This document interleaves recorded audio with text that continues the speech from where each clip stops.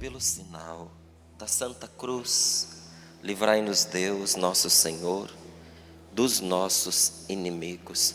Em nome do Pai, do Filho e do Espírito Santo. Amém. Bom dia. A paz de Jesus esteja com você. Já desejou essa paz, né, para o seu irmão aí do lado? Diga para ele mais uma vez: a paz de Jesus, a paz de Deus esteja com você. Diga para ele: o Senhor te ama, Deus te quer o bem, Ele faz tudo por você. Diga para o seu irmão, Ele está atento às suas necessidades. Fale para Ele. O Senhor que te ama está cuidando de ti. Diga. Olhe nos olhos desse irmão e diga para ele: coragem, força, ânimo. Porque Deus te ama e quer o seu bem. Meus irmãos queridos, nós temos uma oportunidade maravilhosa nesses dias. Que nesses dias de festa, em que realmente é bom que nós festejemos, não é? Carnaval é época de celebração, sim. É época de nós nos reunirmos, de nós cantarmos, de nós louvarmos, porque a seguir o carnaval vem um tempo de penitência, de recolhimento, de quaresma. E por isso as pessoas criaram o hábito de se encontrar para comer, não é? Sobretudo comer carne, porque depois que começa a quaresma, muitos entram naquela penitência da carne também, não é? Não só nas sextas-feiras, tem gente que é um pouquinho mais radical até, quase que evita comer carne a quaresma inteira.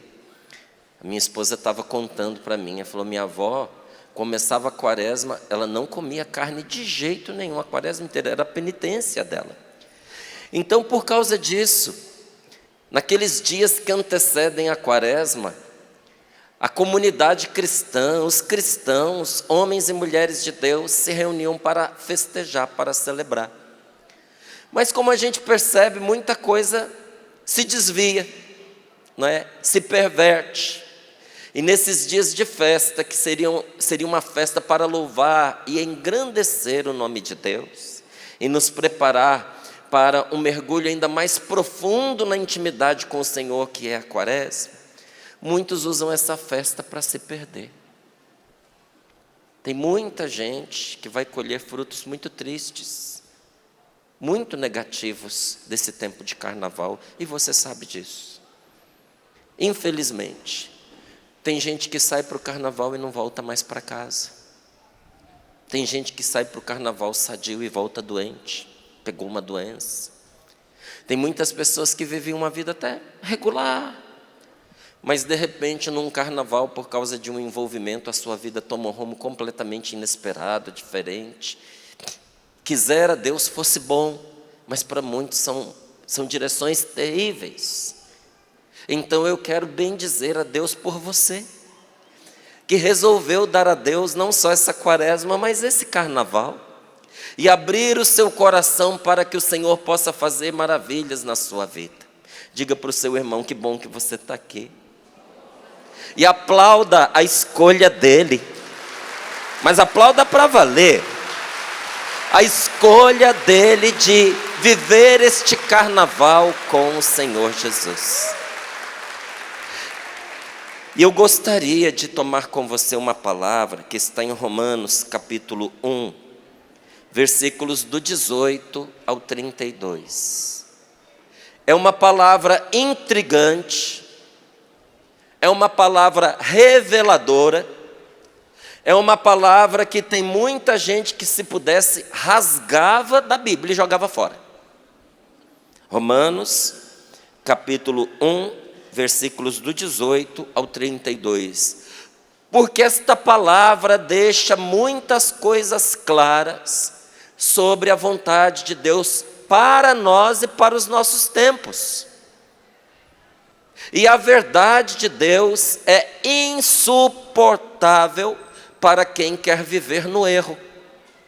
Então você vai perceber que não são as minhas palavras, mas são palavras de Deus para você, para este seu irmão que está sentado do seu lado, e para mim, esta palavra também é para mim, para a minha família, para os meus filhos, para a minha vida. Aquele que prega não está fora do que orienta essa palavra.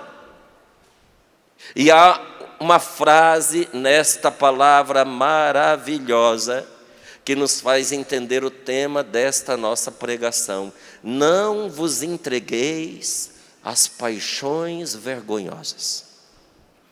Porque tem apetites, tem paixões, tem impulsos que, se nós os obedecermos, vão nos levar a situações vexatórias, vergonhosas, humilhantes e destrutivas. Veja aqui, olha, Romanos capítulo 1, versículos do 18 ao 32, diz assim: ao mesmo tempo, revela-se lá do céu a ira de Deus contra toda impiedade e injustiça humana, daqueles que por sua injustiça reprimem a verdade. Olha aqui, isso aqui é muito sério. Revela-se lá do céu a ira de Deus contra certos tipos de pecado e contra toda impiedade, contra toda injustiça humana. Manifesta-se uma ira de Deus sobre aqueles que por sua injustiça reprimem a verdade, sufocam a verdade, distorcem a verdade, mentem descaradamente, porque são incapazes de aceitar a verdade para si. E como se alguém ao seu lado vive a verdade, isso denuncia as suas obras, o que eles fazem? Sufocam a verdade, não permitem que a verdade seja dita. E continua aqui, olha: pois o que de Deus se pode conhecer é a eles manifesto, já que Deus mesmo lhes deu esse conhecimento. De fato, as perfeições invisíveis de Deus, não somente o seu poder eterno, mas também a sua eterna divindade, são percebidas pelo intelecto, são percebidas pela inteligência. Como? Através das obras de Deus, através da criação, através do ser humano, através da bondade de Deus, através de suas obras desde a criação do mundo. Portanto, eles não têm desculpa. E aqui está falando inclusive daqueles que nunca ouviram a palavra de Deus. Aqui está falando também dos pagãos. Aqui está falando daqueles cristãos que ouviram a palavra de Deus, mas relativizaram. Tipo assim, já se passaram 2000 anos. Isso valia para aquela época. Para o nosso tempo agora é diferente, nós estamos mais modernos, a gente evoluiu, a gente está numa outra atmosfera, não é? E aqui diz a palavra: não tem desculpa, porque apesar de conhecerem a Deus, não o glorificaram como Deus, nem lhe deram graças, pelo contrário, perderam-se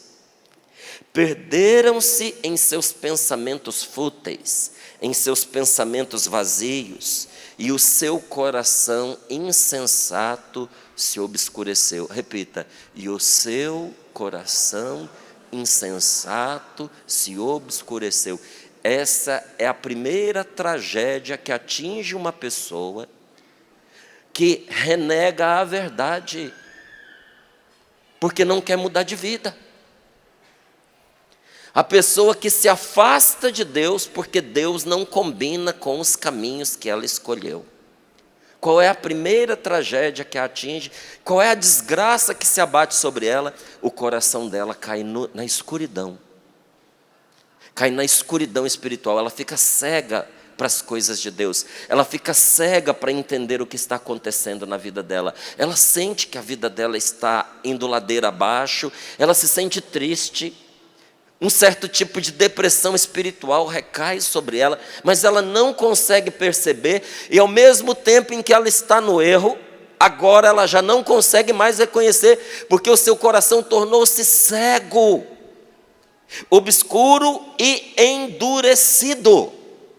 E diz aqui a palavra de Deus: alardeando sabedoria, tornaram-se tolos e trocaram a glória do Deus incorruptível por uma imagem de seres corruptíveis, como homens, pássaros, quadrúpedes, répteis. Quando a pessoa começa a se afastar do Deus vivo, ela se prostra e adora qualquer coisa que apareça na vida dela. Você acredita nisso? Acredita? Por isso, preste atenção nesta palavra agora. Deus os entregou, dominados pelas paixões de seus corações, os entregou a tal impureza que eles desonram os seus próprios corpos. Trocaram a verdade de Deus pela falsidade, cultuando e servindo a criatura no lugar do Criador, que é bendito para sempre. Amém. Por tudo isso, Deus os entregou às paixões vergonhosas. Antes da gente continuar, você prestou atenção? Deus fez o quê? Deus os entregou. Quando eu estava lendo essa palavra, a imagem que vinha na minha cabeça era de uma criança desobediente que o pai segura pela gola da camisa, pega pelo topo da cabeça, pelos cabelos, segura pelo braço e a criança está puxando e insistindo. Você já viu essa cena de criança pirracenta? Eu já vi. Tem pai que não sabe criar filho. Entra com o filho no supermercado, a criança diz: eu quero isso, o pai diz: eu não vou dar. O moleque começa a jogar tudo que está na prateleira no chão, já viu? Deita no chão, bate com as mãos, bate com as pernas. Aí o pai morrendo de vergonha, porque o filho está fazendo no supermercado o que costuma fazer em casa, e ele não teve coragem de corrigir em casa. Agora ele tem que dar um jeito lá no supermercado, e ele pega o menino de qualquer jeito, levanta, põe em pé e segura ele pelo braço, e em vez do menino se aquietar, o que ele faz? Fica tentando chutar o pai. Já viu essa cena? Fica tentando chutar o pai de tudo enquanto é jeito. Chega uma hora que ele se cansa e ele larga o menino. E ainda vai lá na mãe e diz assim: toma que o filho é teu. Cuidar, não é? Essa é a cena que me vem à mente quando diz assim: Deus os entregou às paixões vergonhosas. Porque Deus segurava, porque Deus retinha. Mas como houve da parte dessas pessoas uma luta contra Deus, uma recusa em reconhecer a verdade do Senhor que os segurava para salvá-los, Deus soltou. Você quer ir? Então vai. Deus os entregou às suas paixões vergonhosas. E o que foi que aconteceu? Olha aqui, tanto as mulheres substituíram a relação natural, relação sexual aqui, natural, por uma relação antinatural. Já viu isso acontecer? Como também os homens abandonaram a relação sexual com a mulher e arderam de paixão uns pelos outros, praticando a torpeza homem com homem e recebendo em si mesmos a devida paga pelos seus desvios. E porque não aprovaram alcançar a Deus pelo conhecimento, Deus os entregou ao seu reprovado modo de pensar, porque eles achavam que estava certo, que o caminho era esse, que tinha que ser assim. Deus permitiu. Praticaram então todo tipo de torpeza, cheios de injustiça, iniquidade, avareza, malvadez, inveja, homicídio, rixa, astúcia, perversidade, intrigantes, difamadores, abominadores de Deus, insolentes, soberbos, presunçosos, tramadores de maldades, rebeldes aos pais, insensatos, traidores, sem afeição, sem compaixão. E apesar de conhecerem o juízo de Deus, que declara dignos de morte os autores de tais ações, não somente as praticam, mas ainda aprovam, aplaudem os que as praticam. Palavra do Senhor. Eu sei que é uma palavra dura, mas vamos aplaudir a palavra de Deus. Você já viu isso aqui acontecer em alguma época? Isso aqui é estranho para você? Não parece que São Paulo escreveu isso ontem? Gente, São Paulo não imaginava, quando ele escreveu essa palavra, essa carta aos romanos, que ele estava retratando exatamente a realidade que nós estamos vivendo. E essa palavra começa dizendo: manifesta-se de lá do alto do céu a ira de Deus. E às vezes a gente pensa assim: o que é essa ira de Deus? São pragas que ele roga, são doenças que ele manda, foi o Covid que aconteceu. Não, a ira de Deus é deixar a pessoa seguir o caminho que ela quer. Deus não precisa fazer nada. O castigo do pecado é o próprio pecado. Não tem nada pior que pode acontecer a um ser humano do que ele se afastar de Deus. E talvez você possa pensar assim: nossa, mas São Paulo, com uma ducha de água fria dessa, até a gente começando aqui o encontro, dá até um negócio na gente. Será que eu venho para o lugar certo, meu Deus do céu? Eu acredito que quando São Paulo, ele mandou essa carta, quando chegou nessa parte, tinha gente que não cabia na cadeira. Torcia para um lado, torcia para o outro. E alguns olhavam um para o outro e pensavam assim: estamos perdidos, estamos condenados. Mas a palavra de Deus, ela não vem para condenar.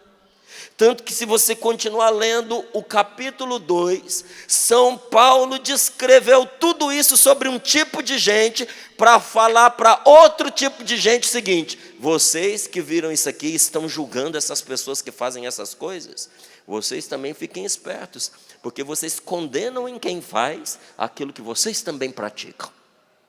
Nossa Senhora! Porque tem gente que pratica às claras, e tem gente que pratica escondido. Se você continuar, você vai ver que está escrito exatamente isso ali, com outras palavras. E São Paulo diz: não é para fazer para que os outros vejam, porque é sempre, a nossa relação é sempre entre nós e Deus. A sua conversão, a sua vida de santidade, as coisas que você vive nos seus pensamentos, no seu coração, as suas escolhas, até mesmo aquelas que envolvem outras pessoas. Gente, nós nos preocupamos demais com quem nos vê, porque a gente se esquece que é sempre entre nós e Deus. Diga: é sempre entre mim e Deus.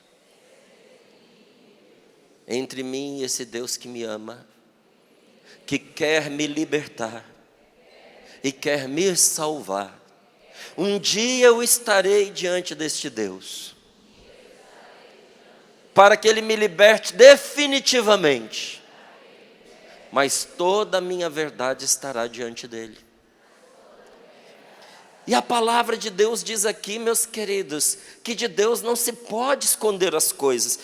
Só esse versículo do capítulo 2, versículo 4, olha lá, capítulo 2, versículo 4, diz assim: ou será que você despreza as riquezas da bondade de Deus, da sua paciência, da sua tolerância, não entendendo que a bondade de Deus te convida à conversão?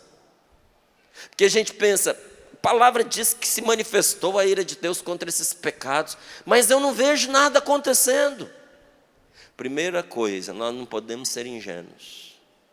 Tem muita gente aí com a vida lascada por causa das escolhas erradas que fizeram. Verdade ou não é verdade? Você conhece ou não conhece um punhado de gente infeliz que está colhendo agora as consequências do que plantou lá atrás. Filhos rebeldes, família destruída, traição dentro do casamento, falência econômica, o dinheiro não dá para nada, a pessoa está adoecida, está depressiva, está amargurada, não tem gosto para a vida, a família fica em volta da pessoa preocupada porque está sempre pensando em se matar. Há muitos afundados em todo tipo de entorpecente, às vezes até drogas lícitas, mas que não foram recomendadas pelo médico. A pessoa se automedica para poder ficar dopada, porque enfrentar a vida é duro demais para ela, porque não consegue lidar com as consequências das escolhas que fez lá atrás.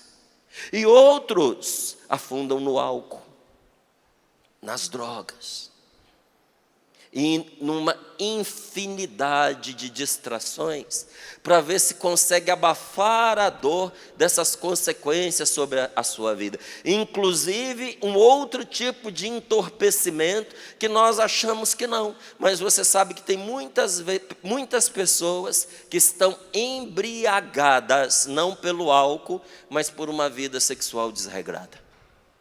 Você sabe disso. Então, as consequências primeiras estão aí.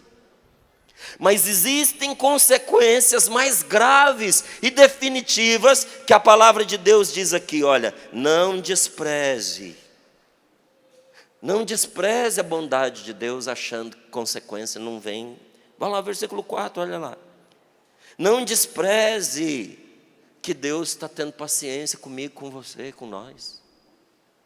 Não despreze a tolerância de Deus, ao não entender que a bondade de Deus te convida à conversão. Diga hoje, quem está me chamando a mudar de vida é Jesus. Diga para o seu irmão, Jesus te ama e está te convidando a se converter a Deus, a ser de Deus. Gente, tem muita gente que confunde conversão a Deus com conversão à igreja. Tem gente que bate de porta em porta na casa das pessoas para fazer a pessoa mudar de igreja, como se na igreja dela tudo fosse perfeito.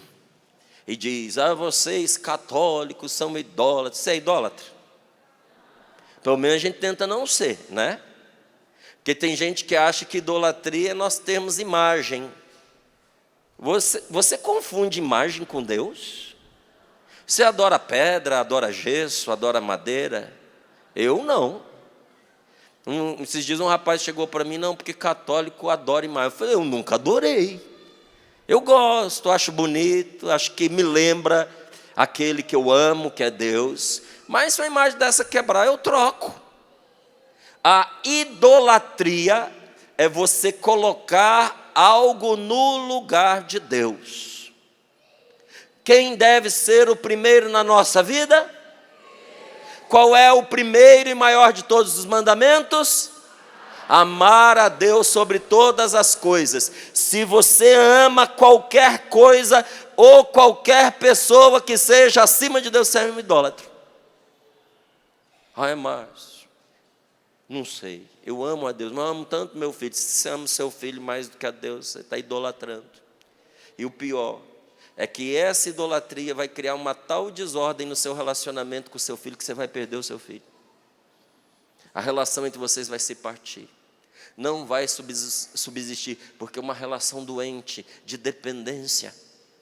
Agora, se você quer que o seu relacionamento, não só com o seu filho, com a sua filha, mas com o seu marido, com a sua esposa, com seus pais, com as pessoas que você ama de verdade, seja saudável, seja duradouro, resista aos embates da tentação, porque o demônio também ataca os nossos relacionamentos. Se você quer que esse relacionamento resista aos golpes de Satanás, coloque Deus como primeiro na sua vida, que Deus seja o Senhor da sua casa, e você verá que Satanás pode bater contra o relacionamento de vocês, mas ele não vai vencer. Não vencerá. Só que converter-se a Deus não é você simplesmente vir à igreja, ou como alguns pensam, mudar de igreja. O Senhor nos chama a ir a Ele e entregar o nosso coração a Ele, porque nós podemos morar dentro da igreja e não sermos pessoas convertidas. Quem concorda, levanta a sua mão e diga: eu. Pode. Você pode viver dentro da igreja e ser um puto. Pode ou não pode? Viver dentro da igreja e ser um ladrão, um fofoqueiro, um difamador, um intriguento. E eu vou lhe dizer, tem muita igreja que está cheia, de gente assim. Está cheia de gente assim, por isso está vazia de gente que quer rezar. Porque numa igreja onde predomina os intriguentos, gente de boa fé não quer ficar lá não. Concorda? Então, converter-se ao Senhor é estando dentro da igreja, porque também nós não podemos abandonar a nossa igreja. É estando dentro da igreja, entregar o nosso coração a Jesus. Nós precisamos, gente, da igreja, e nós precisamos, sobretudo, de nosso Senhor Jesus Cristo, porque nós somos fracos. Olha o seu amigo sentado aí do seu lado, seu companheiro de viagem, esse que está fazendo acampamento aqui com você, dá uma olhadinha para ele. Olhou? Como é que é essa pessoa? Está bem? Está saudável? Está bonita? Está bem alimentada? Tem uma coisa que você não percebeu. Olha direito para ela. Fraquinha. Fraca. Fraquinho. Gente, a nossa fraqueza é grande demais. É grande a minha fraqueza. Os mais fortes aqui dentre nós são fracos. E por isso tem gente, não é, que não se mistura. Que tipo de gente que não se mistura? Artistas, autoridades, líderes. Às vezes você olha para a pessoa, por que a pessoa não se deixa alcançar? Por que a gente não consegue conversar com a pessoa? Tem gente que diz assim, é assédio. Mas vá com calma. Vai com calma. Porque também não é a última Coca-Cola do deserto. Não é verdade? Aquilo é um teatro, tem gente que se faz de difícil e muita gente faz que quer pegar e tocar, estar com a pessoa. Mas, na verdade, tem uma estratégia por trás disso. Se você conviver com certos artistas, você perde o encanto. Tem artistas que, por causa dessas questões políticas, perderam toda a afeição do povo que os amava. Verdade ou não é verdade? Tem gente que nós não escutamos mais a música. Não escuto mais, não adianta. Tem gente que é uma tristeza, sabe? Você põe lá na televisão, você vê a pessoa, você muda de canal. Eu mudo de canal, não vejo mais, porque eu me desencantei dessas pessoas. Porque a situação revelou o que ela pensa, revelou o que ela quer, revelou o egoísmo. A pessoa só pensa no próprio umbigo, ainda que para isso tenha que sacrificar um país inteiro. Pelo amor de Deus. Tenha paciência. Então tem artista que você não vai conseguir chegar perto, inclusive dentro da igreja. Aquele cantor, aquele padre, se ele esqueceu que é padre e virou artista, você não consegue mais chegar perto. Verdade ou não é verdade? Artista. É porque tem medo. Tem medo do quê, meu Deus do céu? Tem medo do povo que foi lá rezar, dar uma facada nele? Você não precisa estar na igreja para isso acontecer. Em qualquer lugar onde você for, você não precisa ser conhecido. Um mero desconhecido pode ser atacado por um outro mero desconhecido. Verdade ou não é verdade? Se a gente é cristão, se a gente é missionário, para a gente se esconder das pessoas, tem alguma coisa errada com a gente deve estar na igreja errada, não é possível. Então tem pessoas que são autoridades, mas elas não se colocam perto. Porque senão você vai perceber os limites, as fraquezas, as falhas, as incompetências, as incapacidades daquela pessoa. Tudo isso vai ficar claro para você. Então, por isso, a pessoa não se mistura, para a gente não se desencantar. Tem uma coisa que essas pessoas são mais espertas do que a maioria. Elas sabem, reconhecem a própria fraqueza. E você reconhece a sua? Olha, gente, quem somos nós? E qual é a nossa força para nós resistirmos a tantas tentações que estão presentes no nosso tempo? Quem é você para resistir a essas tentações que incessantemente batem à sua porta? Tentação de ira, tentação de ódio, tentação de ciúme, tentação de inveja, tentação de desequilíbrios, de você comer mais do que você consegue, de você se entregar às aventuras prazerosas dessa vida, mergulhando como muitos no mundo de drogas, numa vida sexual depravada, porque a oferta está aí. Não falta oferta, concorda? As mulheres casadas, levanta a mão, por favor. Como é que é o seu marido? Charmosão, bonitão? Está em dia? Com certeza não tem nenhuma mulher que olha para o seu marido, né? Ah? Você tem dúvida? Larga para você ver o que acontece. A hora que você soltar, já tem 10 mãos em cima. As mulheres mais ainda, que nem precisa o seu marido soltar.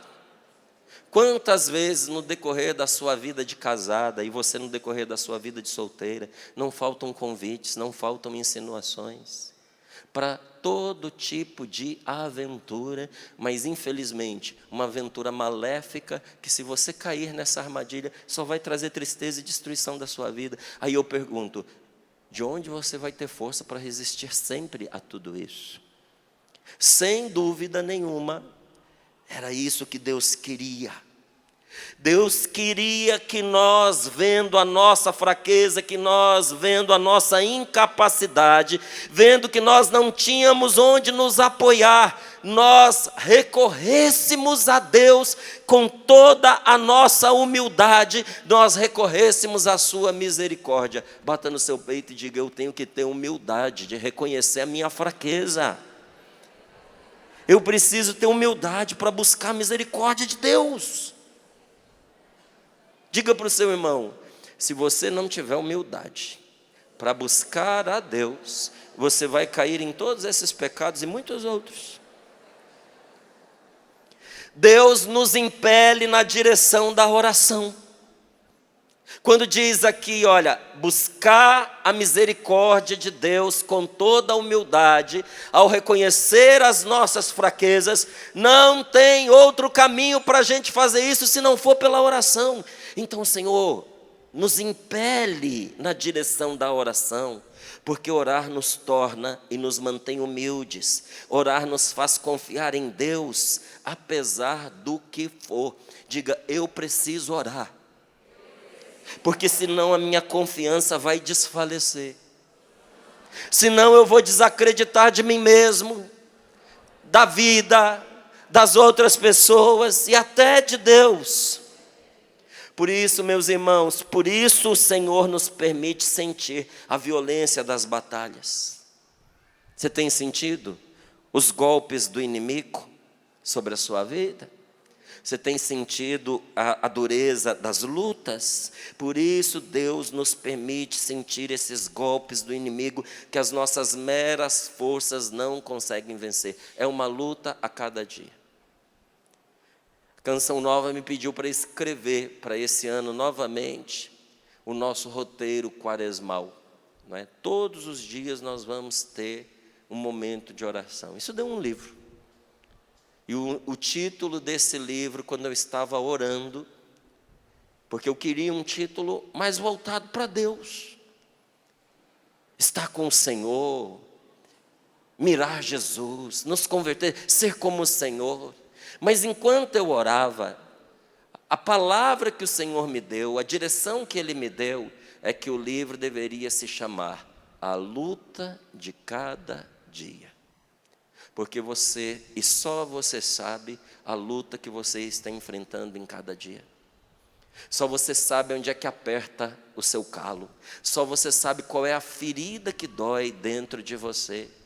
E o Senhor sabe que você está sentindo os golpes desta luta, e isso se dá para nós conseguirmos, por meio da oração, o socorro para a gente aguentar, o socorro para a gente não ceder. Ou seja, se você não rezar, o que vai acontecer? Diga, se eu não rezar, eu não vou aguentar. Se eu não rezar, eu vou ceder. E não é só ceder a questão de pecados sexuais. É ceder a derrota.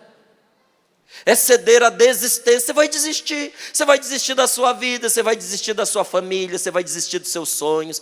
Quantos sonhos bonitos, quantos projetos de Deus foram plantados no seu coração. Sonhos que você teve a vida inteira e depois ficaram adormecidos dentro de você. Onde é que estão os seus sonhos? Sonhos que a gente cedeu, sonhos que a gente entregou, porque a gente achou que nós conseguiríamos colocar esses sonhos em prática por nós mesmos, sem Deus, sem rezar. Não, se você não orar, você vai desistir das coisas mais belas e mais importantes da sua vida. É pela oração que você vai receber o socorro para aguentar. Olha aqui nos meus olhos que eu quero lhe dizer isso. Você vai aguentar, você vai conseguir vencer, porque você é um homem de Deus, porque você é uma mulher de Deus, e você está entendendo que o caminho é a oração. Está ou não está? Está ou não está? Você precisa, é uma necessidade. Eu não estou mandando em você. É uma necessidade sua e é uma necessidade minha, e nós precisamos, não tem outro remédio, não tem outro recurso para nós. Nós precisamos ir ao Senhor em oração para a gente aguentar, senão nós não vamos aguentar. Nós vamos ceder a este mundo. Não será você que vai educar os seus filhos, são os seus filhos que vão te deseducar para esse mundo. Tem pai que está sendo deseducado pelo filho. Em vez do pai educar o filho para a vida, o filho está trazendo muitas coisas deste mundo para dentro de casa e convencendo os pais de que a vida reta que ele acreditava que deveria ser vivida não cabe mais. Está se deixando deseducar, porque não é um homem de Deus, de oração, não é uma mulher de oração, não tem amizade com Deus, não tem profundidade espiritual. Qualquer sopro leva a pessoa para qualquer lado que for. Não, isso não comigo. Diga, não comigo, não na minha casa. Lá em casa nós somos de Deus. Então permita-me chamar a atenção para uma fraqueza em especial. Você me permite? Está valendo a pregação? Está sendo útil para você? Não está ficando chocado se é a nossa primeira pregação da manhã do carnaval, não. Mas eu vim aqui para a gente viver um momento de alegria. Estou tomando-lhe uma bofetada. Então permita-me chamar a atenção para uma fraqueza em especial. Ninguém, sabe o que é ninguém? Ninguém pode resistir às tentações de caráter sexual se não recorrer a Deus no momento da tentação. Você não vai aguentar. Vai. Ninguém consegue. Não consegue. Porque esse ataque, ele é tão terrível, que quando ele nos ataca, ele nos deixa, igual falou essa palavra, com o coração obscurecido. Nos deixa cego, quase cego, para as coisas de Deus. Quando a gente é picado, meus queridos, pelo veneno da atração sexual por uma outra pessoa, quando a gente caiu nas malhas da paixão, e eu digo isso para quem é pai de menina e de meninos jovens, que depois que a pessoa se apaixona, mesmo que tenha sido o melhor filho, com a melhor educação do mundo, você tem um trabalho miserável. Porque o apaixonado é um cego, é ou não é? Sua esposa está aqui? Seu marido está aqui? Olha para ele. Diz que você não estava cego quando você casou. Cego de paixão. Mentira. Está todo mundo bonitinho. O pessoal fala que o amor é cego. O amor não é cego, não. É a paixão que é cega. O amor enxerga muito bem. A mãe que ama o seu filho vê coisas que ninguém mais vê. Quem é mãe aqui? Levanta a mão. É verdade ou não é verdade? Você vê ou não vê os dons do seu filho, os talentos, as manias, a capacidade, o potencial. Você vê as motivações daquele menino. Quando está todo mundo julgando, querendo condenar, você sabe por que ele fez o que fez. Ninguém vê o que você vê, porque dificilmente encontra-se uma pessoa que ama o seu filho como você ama. O amor abre os olhos, a paixão cega. A paixão fecha os olhos. E quando uma pessoa está mordida por essa tentação, sobretudo a tentação de caráter sexual, essa tentação faz ela esquecer tudo que ela aprendeu. Mas eu sabia. Por isso, gente, nós temos que ter compaixão, nós não podemos condenar. Eu não estou dizendo a safadeza, mas a gente tem que ter misericórdia com quem caiu. Porque às vezes um casamento é destruído, um casamento de anos de esforço, de fidelidade, um bom casamento.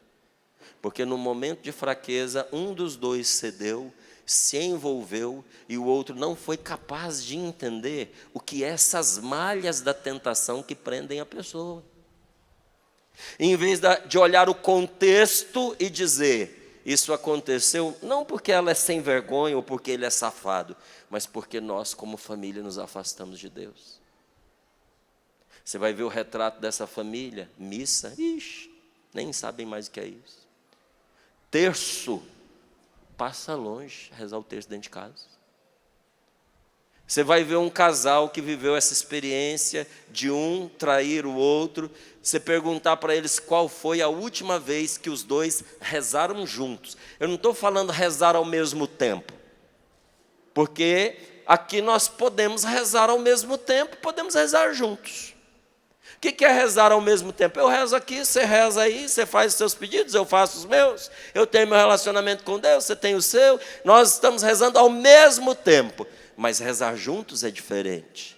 É quando eu chamo você para a minha realidade, é quando eu abro o meu coração para você, é quando eu conto os meus sofrimentos, as minhas lutas, as minhas aspirações, os meus sonhos, quando eu ponho você a par do que eu quero viver, na vontade de Deus, e aí vem você e faz a mesma coisa, e diz, olha meu marido, eu quero te contar, eu quero isso, eu sonhei isso, eu tenho essa aspiração, eu tenho este receio, eu acho que essa dificuldade está cercando a nossa família, e depois de partilharem, os dois rezam juntos sobre aquela situação. Aí você pergunta, quando foi a última vez que isso aconteceu? Nunca aconteceu.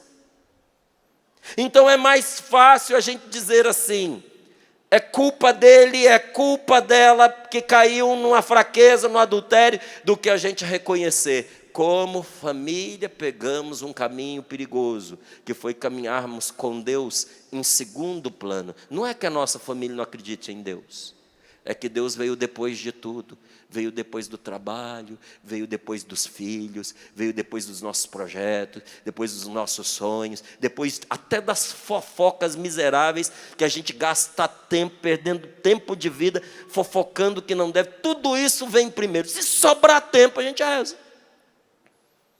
Se sobrar tempo, a gente vai à missa.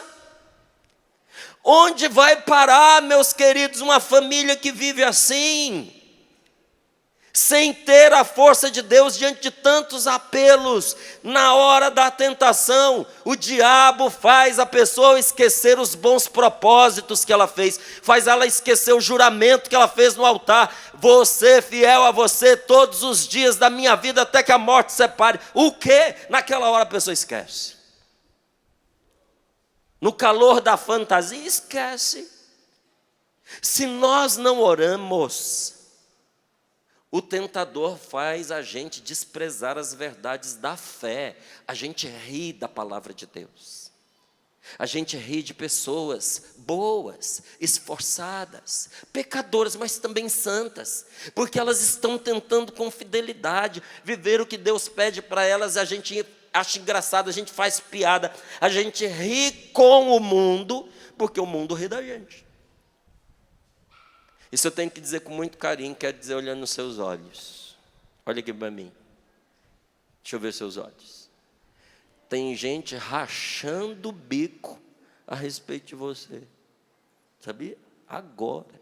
E dizendo, está lá, ó, na Canção Nova, rezando o carnaval. Ô desperdício!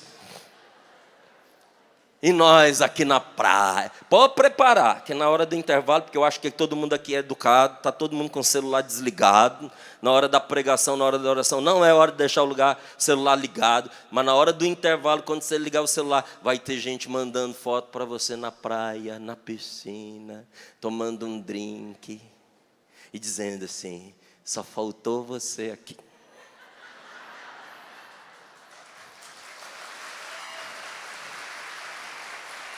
A pessoa está rindo. Porque longe de Deus, sem entender o que é a amizade de Deus que fez a gente vir para cá, a pessoa despreza as coisas da fé. Perde o medo da perdição. Perde o medo do inferno, gente. Tem gente que acha que porque Deus é bom, o inferno não existe. Você viu como diz aqui a palavra? Olha aqui, ó, isso aqui é para dar calafrio em mim e em você. Será que você despreza a riqueza da bondade de Deus, a sua tolerância e a sua paciência, não entendendo que a bondade de Deus está te convidando à conversão? Olha o que diz a palavra. O último versículo que a gente leu, que é o versículo 32, ali do capítulo 1, olha o que ele diz, apesar de conhecerem o juízo de Deus. O que é o juízo de Deus? O julgamento. Você sabe que ao final dessa vida nós seremos julgados? Quem sabe levanta a sua mão. Olha ao seu lado, vê se alguém não levantou. Se a pessoa não levantou, conta para ela, você vai ser julgada quando você acabar esses dias aqui.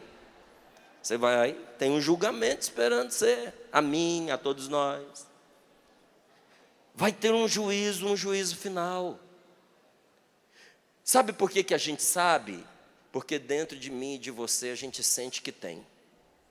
Você sente, mesmo que você queira negar. Pode olhar que quando entra esse assunto a gente fica incomodado, a gente fica irritado, a gente briga com a pessoa, a gente começa a argumentar. Você perde tempo discutindo com coisas que você não liga?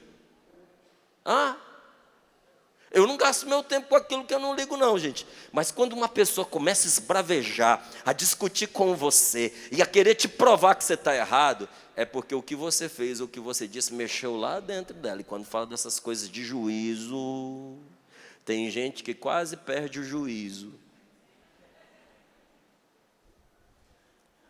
No fundo do nosso coração a gente sabe.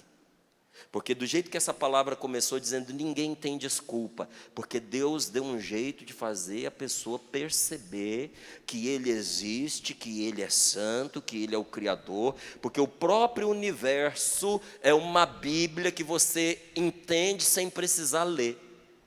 A natureza fala de Deus. Então não tem desculpa. Não tem desculpa porque dentro de nós a verdade grita. E além disso, a palavra de Deus nos diz, olha aqui, ó. E apesar de conhecerem o juízo de Deus que declara o quê? Dignos de morte quem pratica essas coisas. Não somente as praticam, mas ainda as aprovam. Perderam o medo da danação, o medo da perdição. A gente condena a nossa vida eterna por causa de poucos anos mal vividos nessa terra. Quantos anos você tem?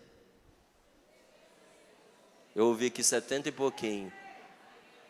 Deixa eu lhe dizer, é muito o que você já viveu? Quem acha que já viveu demais? Você não viveu demais nada, rapaz. Está começando agora. Quantos anos você tem? 6. Acha que já viveu demais. Nenhum de nós aqui acha que já viveu demais. O mais velho aqui entre nós, ou a mais velha aqui entre nós, acha que ainda vai durar muito. E não quer morrer, não.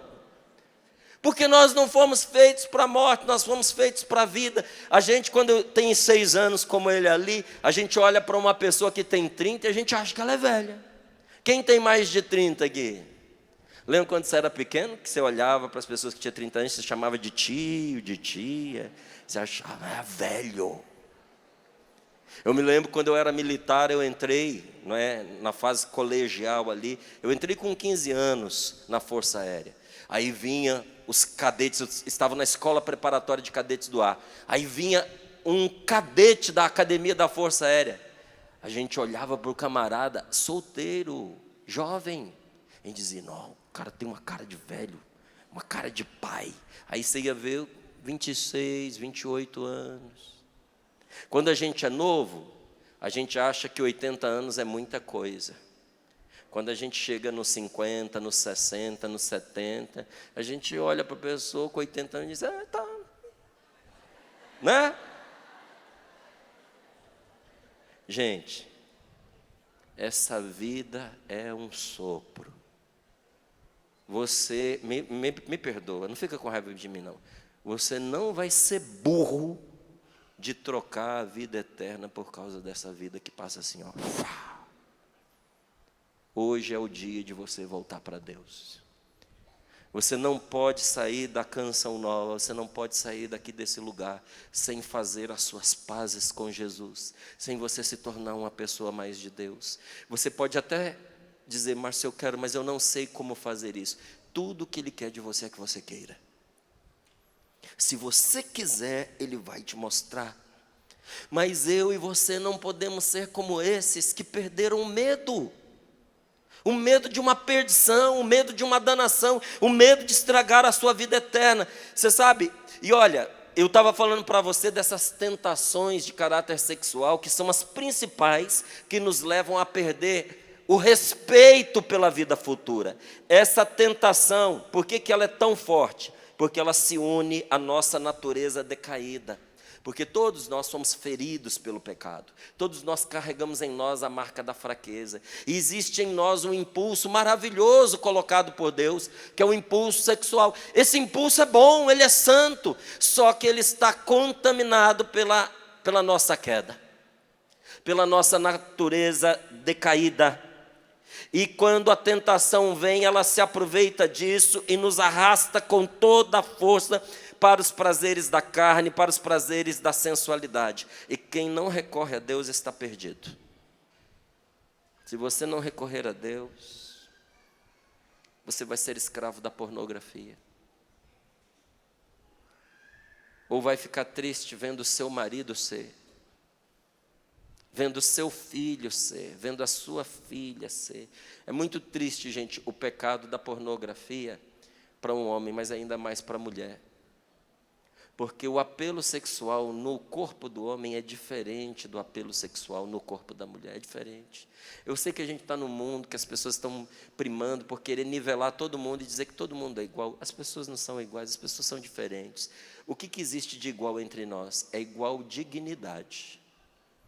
As mulheres, por favor, tem um homem sentado ao seu lado? Dá uma olhadinha. Tem? Olha bem para ele. Olhou? Agora olha aqui para mim. Esse homem não é melhor do que você. Não é mais digno do que você. Nem menos. A dignidade de vocês é igual. Olha você, meu irmão. Tem mulher aí do seu lado? Dá uma olhadinha. Essa mulher não está acima de você. E também não está abaixo. E até um detalhe na palavra de Deus nos mostra isso, que quando Deus fez o homem, diz lá, fez também a mulher, e diz que homem e mulher foram tirados do mesmo material, e de onde é que foi colhido um pedaço do homem para fazer a mulher? Da costela. Porque é do lado, não é acima e não é abaixo. Aí você vai dizer, mas é um pedaço. Gente, carne da minha carne, sangue do meu sangue. Os dois são um só. Não tem menosprezo nenhum disso. Sabe o que é a costela? Onde é que fica o que fica perto da sua costela? O seu coração. Entende? Homem e mulher foram feitos lado a lado, coração com coração. Mas nós não somos iguais. Quando a gente exige de uma pessoa aquilo que está aquém ou além da condição dela, isso é injusto. É injusto você pedir para um homem parir um filho. De novo aqui, as casadas, levantem a mão. Como é o seu marido gripado ou com dor de cabeça? Já imaginou ele parindo um filho? Nasce o filho, morre o homem. Entende? É diferente. É diferente. Agora, um dia eu estava num encontro de evangelização, era à noite, estava lá em Jundiaí. Terminou o encontro, as pessoas me cercaram. Eu tinha levado a livraria, me cercaram, queriam conversar, queriam tirar uma dúvida, queriam falar da canção nova, dar um testemunho, dar um abraço, tirar uma foto. E eu estava lá para elas, mas tinha livraria, eu estava sozinho. Eu pedi alguém para juntar a livraria para mim, a pessoa juntou. Aí eu chamei um senhor e disse assim, eu vou ter que sair daqui de Jundiaí, já era mais de meia-noite, gente. Falei, eu vou ter que ir ainda para a Canção Nova, em Cachoeira Paulista. Amigo, faz um favor para mim, põe essa livraria no carro. Aí ele disse, pode deixar comigo. Pegou a chave. A hora que eu fui dar um abraço na pessoa que eu virei, tinha uma mulher pegando a caixa para levar para o carro. Eu falei, o que houve aí? Aí ele, não, Márcio, deixa comigo. Eu falei, eu não estou vendo você pegar? Não, é a minha mulher. Eu falei, por que a sua mulher está pegando a caixa e você não? Márcio, essa mulher é mais homem que nós. Falei, meu irmão, dá licença. Peguei a caixa e levei. Falei para ela, nunca permita que isso aconteça. Põe esse salafrário para carregar peso. Pelo amor de Deus. Não é que mulher não possa pegar peso, gente. Pega, tem muita mulher mais forte do que eu. Entende? Mas as condições são diferentes. As respostas são diferentes. Por isso que coisas que o homem valoriza, às vezes a mulher não valoriza. E coisas que a mulher valoriza, o homem não valoriza, porque tem sabor diferente para os dois. E a pegada desses pecados de caráter sexual, que envolve masturbação e pornografia, é destrutivo para todo mundo. Mas para as mulheres é ainda pior. Se você não recorrer a Deus, você vai ser escravo do sexo. Você vai pular de colo em colo. Você vai cair em adultério. Ou, se não cair, vai viver fantasiando, à espera de uma oportunidade que, se acontecer, você cai. Só que, veja, para nossa mente, não tem diferença entre o que a gente fez e o que a gente imaginou. Hoje, estudos mostram... Tem gente que fala assim, a pessoa fala estudos para dar uma conotação de seriedade, só que são inúmeros. Depois você pode entrar na internet, você procura, tem lugares respaldados que vão te confirmar isso. O nosso cérebro não separa o que a gente imagina do que a gente viu.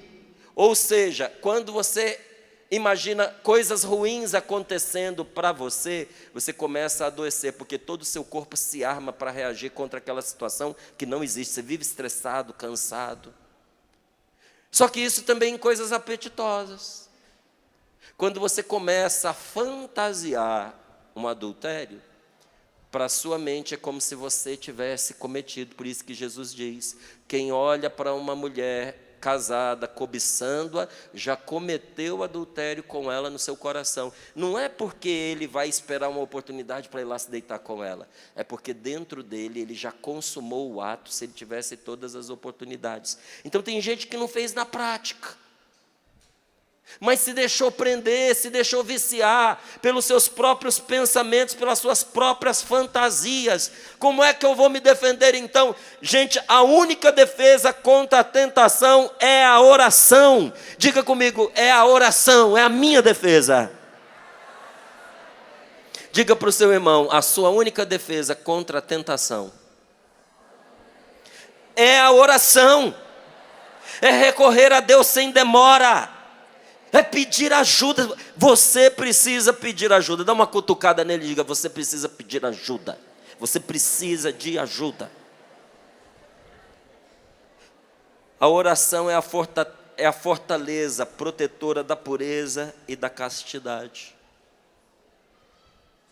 A oração é a fortaleza protetora da pureza e da castidade. Se você não for uma pessoa orante, Se você não tiver intimidade com Deus, você vai se entregar sem perceber as paixões vergonhosas.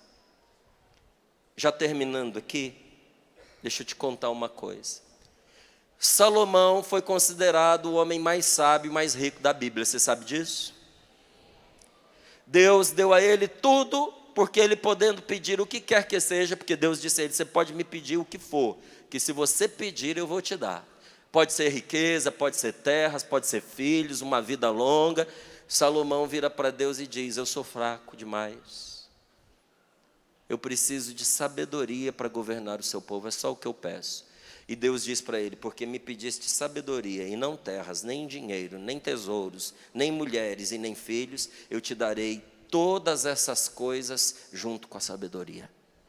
E Salomão, que era o sábio entre os sábios, Salomão, sabendo que a sabedoria não entra numa alma que trama o mal. A sabedoria, gente, o Espírito Santo, não entra num coração perverso, não entra numa alma que trama o mal, nem entra num corpo dominado pela impureza.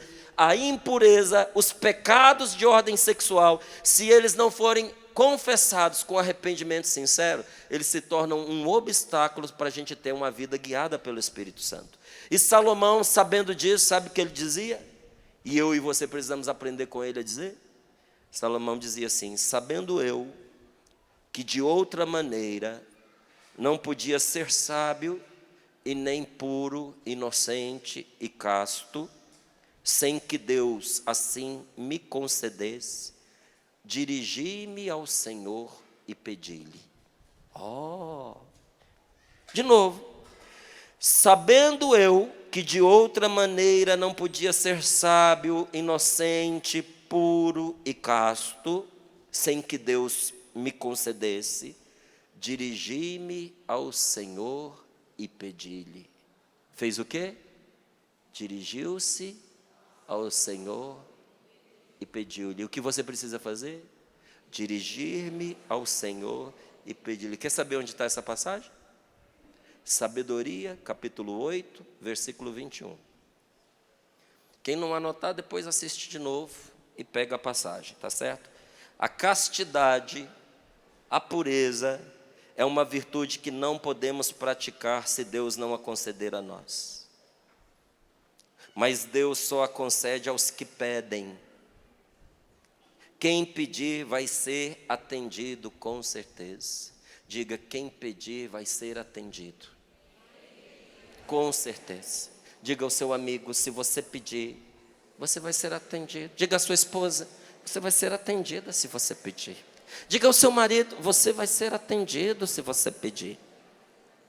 Vai ser atendido, meu querido, minha querida, nesta e em todas as outras coisas, pois a oração consegue tudo. Só a oração consegue tudo o que pede. E se você tiver essa certeza dentro do seu coração, você vai sair daqui desse acampamento, rebanhão, na Canção Nova, com muitos dos seus pedidos atendidos. Eu acredito, inclusive, que se você for fervoroso na sua confiança, é capaz de quando você voltar para sua casa, você encontrar uma casa completamente diferente.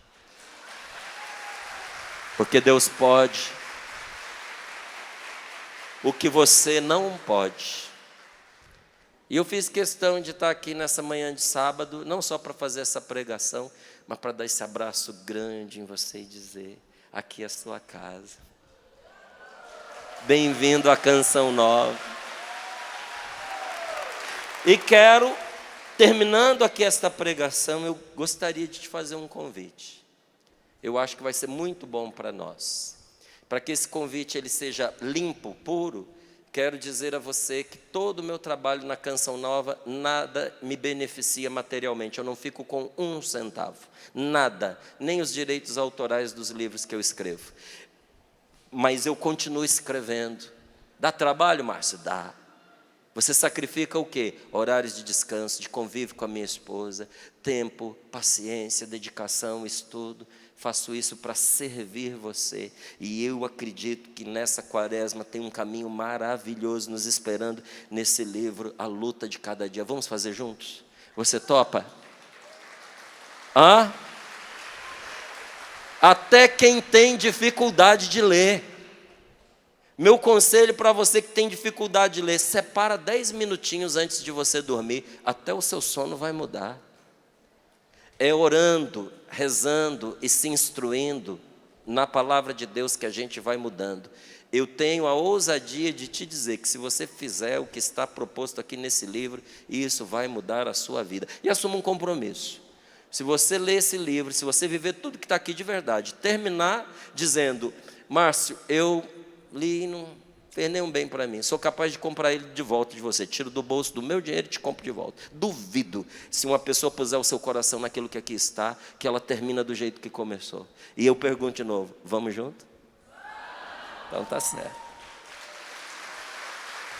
Deus te abençoe.